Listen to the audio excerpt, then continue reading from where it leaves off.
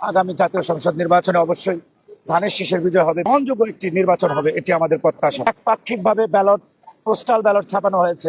বাংলাদেশ জাতীয়তাবাদী ছাত্রদল কেন্দ্রীয় সংসদের পক্ষ থেকে আমরা 3 দফা দাবি আমরা পেশ করেছি। আমরা আশা রাখি যে আমাদের এই 3 দফা দাবি অবশ্যই বাস্তবায়ন হবে। এবং জুলাই আগস্ট আন্দোলনের কথা বললেন, জুলাই আগস্ট আন্দোলনে আমরা সম্মুখ সারির যোদ্ধা। সাভার আসলে বিভিন্ন স্পটে আমরা আন্দোলন গড়ে তুলেছি।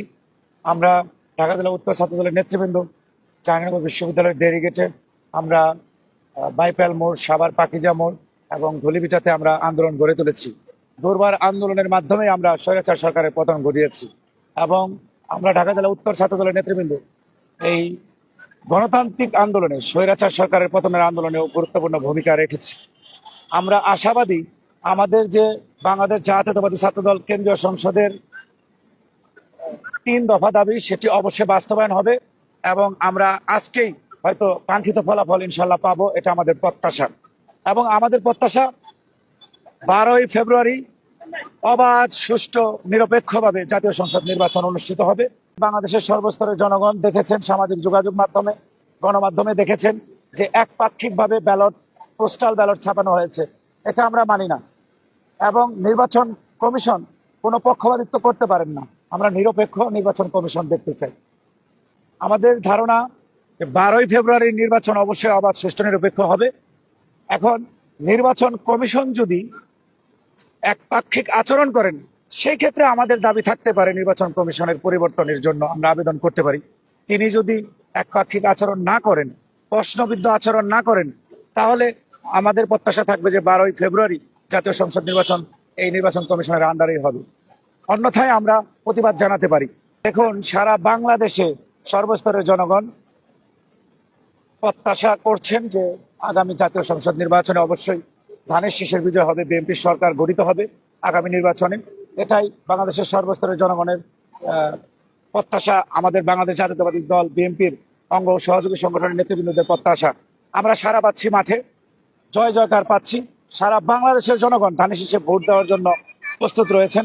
তারা উৎসব মুখর পরিবেশে 12ই ফেব্রুয়ারি কেন্দ্রে যে সশরীরে হাজির হয়ে ভোট দিবেন। এবং আমাদের প্রত্যাশা বিএনপি সরকার গঠিত হবে সর্বোচ্চ আসন পেয়ে এবং বিপুল ভোটে প্রত্যেকটি আসনে ধানের শীষের প্রার্থীগণ জয়যুক্ত হবেন। এখন বাংলাদেশের সর্বস্তরের জনগণ চান সশরীরে নিজের ভোট নিজে দিবেন এবং কেন্দ্রে উপস্থিত হয়ে উৎসব মুখর পরিবেশে তারা ভোট দিবেন বাংলাদেশের সর্বস্তরের জনগণ।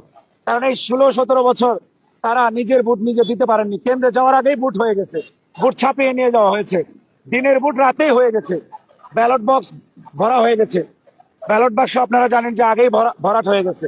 কিন্তু আমাদের প্রত্যাশা এই জুলাই আগস্ট আন্দোলনের পর, এই জুলাইয়ের বিজয়ের পর, 5ই আগস্টের বিজয়ের পর, স্বৈরাচার সরকারের পতনের পর অবশ্যই স্বাধীন বাংলাদেশে একটি অবাধ, সুষ্ঠু, নিরপেক্ষ নির্বাচন অনুষ্ঠিত হবে, গ্রহণযোগ্য নির্বাচন অনুষ্ঠিত হবে, যেখানে বাংলাদেশের সর্বস্তরের জনগণ শান্তিপূর্ণভাবে ভোট প্রদান করতে পারবেন উৎসব মুখর পরিবেশে।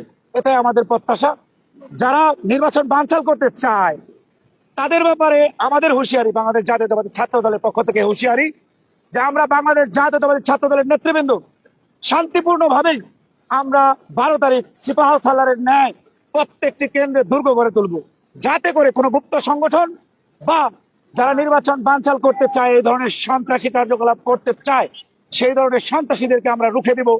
কোনোভাবেই আগামী 12ই ফেব্রুয়ারি জাতীয় সংসদ নির্বাচন বানচাল হতে দেব না।